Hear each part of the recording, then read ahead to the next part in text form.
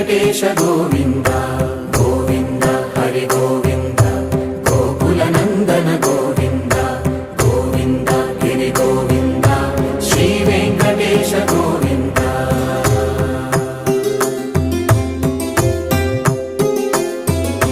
భృగుముని పూజిత గోవింద భూమి యజ్ఞ ఫల గోవింద వికుంఠ విరక్త గోవింద వెంకటగిరిహిత గోవింద.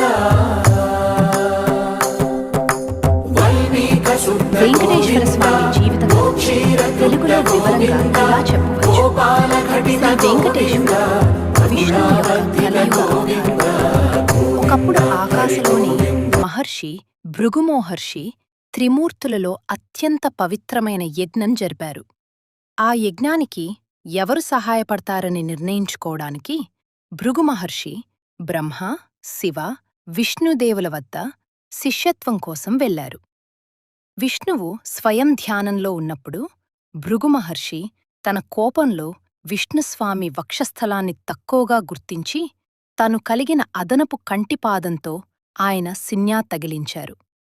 కాని విష్ణువు నిరుత్సాహపడకుండా భృగును క్షమించి అందుకు పాదమసాజనం చేశారు. ఈ పరిణామంలో లక్ష్మీదేవి పరిస్మరింపబడినట్లు భావించి భూమికి వలసపోయింది.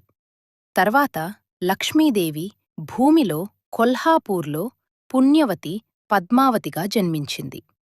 లక్ష్మీ దూఢంగా గాఢమైన ధ్యానంలో ఉన్న విష్ణువు తిరుమల వెంకటగిరిపై అకస్మాత్తుగా శ్రీనివాసుడిగా అవతరించి వకులాదేవి వద్ద బంధుమూర్తిగా జన్మించాడు.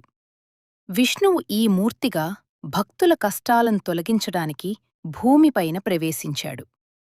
శ్రీ వెంకటేశ్వరుడి వివాహం పద్మావతితో జరిగి అటువంటి పవిత్రత కలిగిన తిరుపతి ప్రాంతం భక్తుల కోవెలుగా ఏర్పడింది.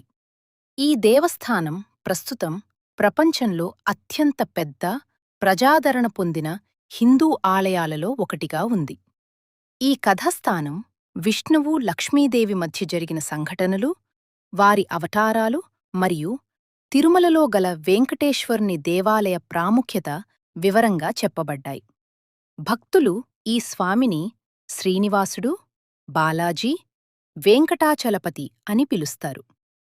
శ్రీ వెంకటేశ్వరుణ్ణి భక్తులు విశేషంగా ఆరాధిస్తూ ప్రత్యేక వ్రతాలు, పూజలు నిర్వహిస్తారు.